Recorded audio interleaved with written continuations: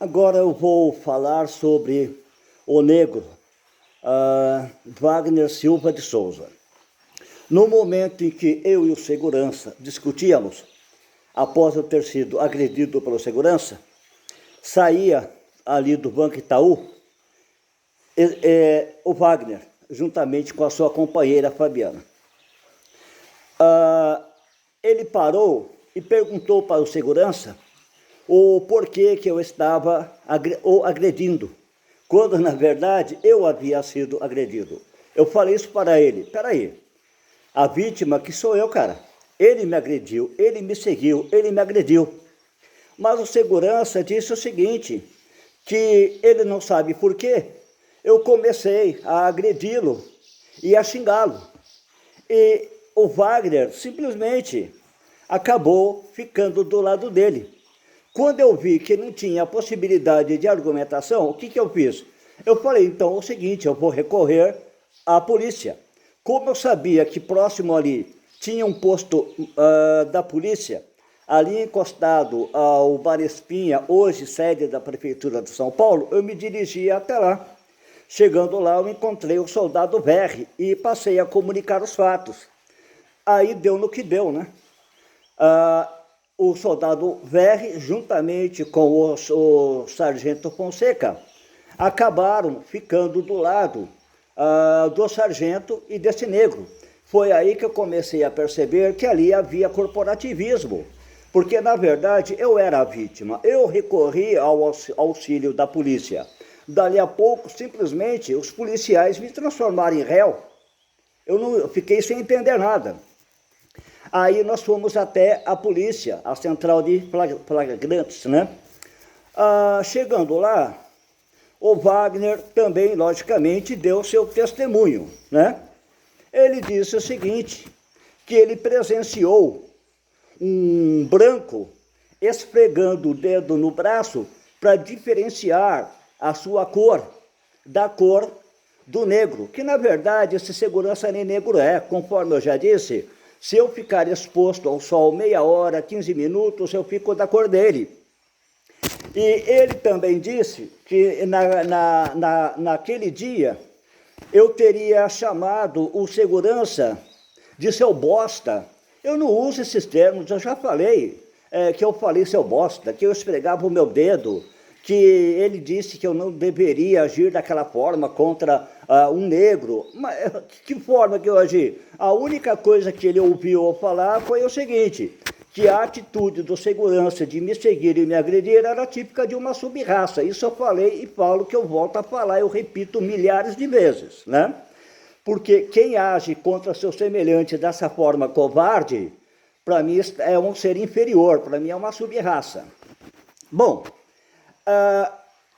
o Wagner também foi chamado a prestar seu depoimento junto à corregedoria, onde eu havia feito a denúncia de corporativismo por parte dos militares que eu recorri na época. Só que lá na corregedoria, ele não falou que ele me viu esfregando o dedo no braço, ele não falou nada. Ele simplesmente falou que eu me coloquei superior ao coitadinho do segurança e que eu disse que eu iria recorrer à polícia. Foi a única coisa que ele falou, não falou mais nada. Em seu depoimento no Fórum Criminal, depois de alguns anos, né, ele disse o seguinte, que ele presenciou uma discussão entre duas pessoas, eu e o segurança, e que o moço branco, esfregava o dedo no braço para diferenciar a sua cor do moço negro, né, que era o segurança, né? Coisas que eu jamais faria isso, porque, como eu já disse, a minha superioridade em relação a esse segurança, esse crápula, está na minha moral e na minha intelectualidade. Jamais esfregaria o meu braço, isso é coisa baixa. Eu sou uma pessoa extremamente inteligente, eu jamais faria isso. Eu sei que eu sou superior a ele, eu não preciso provar nada, moralmente e intelectualmente. E lá na delegacia, eu tentei conversar com o Wagner. Poxa, olha, Você deveria antes perguntar o que realmente aconteceu. Mas não, você simplesmente está me acusando de uma coisa que eu não fiz, cara. Você deveria pôr a mão na consciência.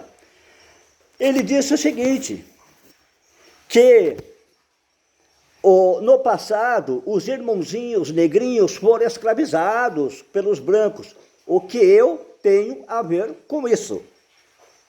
Eu não vivi essa época. Eu não escravizei ninguém. Como historiador, eu sei muito bem o que sofreu esse povo, mas eu não tenho nada a ver com isso, sinto muito. E também ele me acusava de, pelo fato de ser branco, eu ter estudo. Eu fui fazer história para ser professor. Eu fiz letras para ser professor. Quem quer ser professor desse país quer ganhar dinheiro? Só se for burro, né? Eu fiz por ideologia, mas ele me acusava, como que todas as vantagens que eu tive, que eu tinha, simplesmente pelo fato de ser branco. Eu estudei muito, eu me esforcei muito e nunca fiz nada para ganhar dinheiro.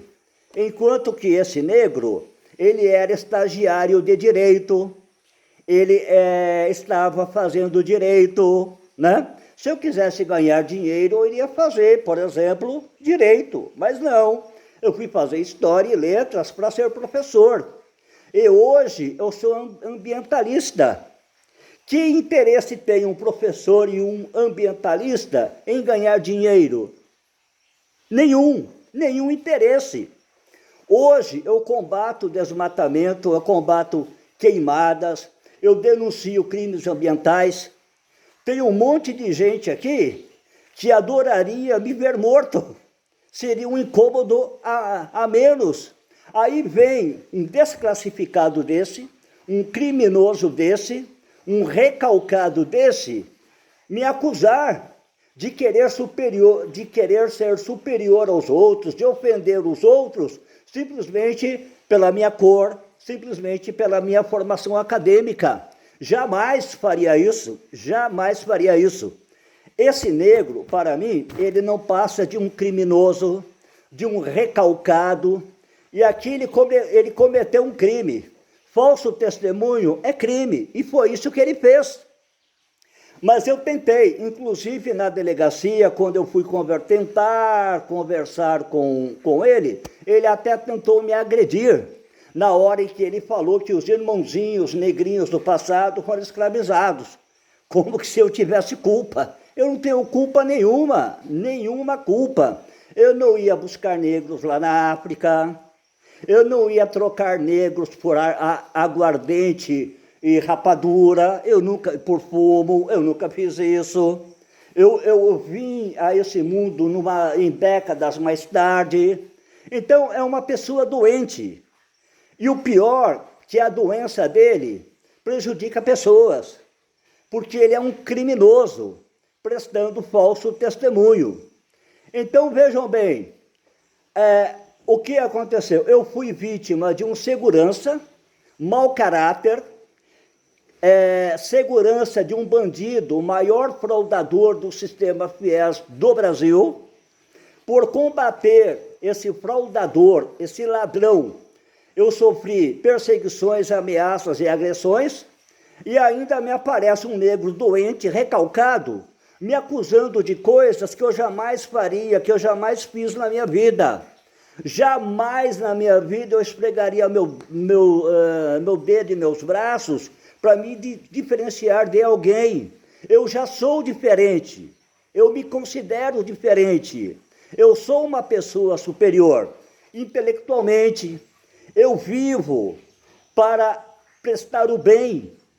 Hoje eu mantenho um viveiro de mudas com mais de 15 mil mudas de espécies da Mata Atlântica, de frutíferas, onde eu faço distribuição gratuita até para a Prefeitura de Peruíbe. Nunca cobrei de ninguém um centavo por uma muda que eu fiz. Então eu vivo para praticar o bem. Aí vem um desclassificado desse, um recalcado, um bandido desse, me acusar de uma coisa que eu não fiz. que jamais faria. Por causa desses desclassificados, eu poderia até estar preso. Até estar preso. E agora ainda querem me cobrar 15 mil reais por danos morais.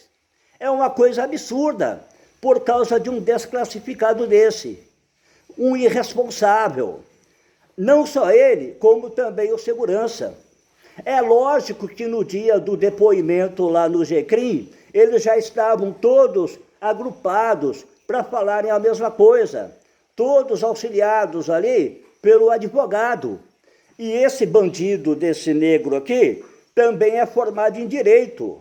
Ou seja, ele sabe como agir para praticar o mal. E certamente vai ser advogado criminalista, com certeza, para defender bandido, porque ele já é bandido.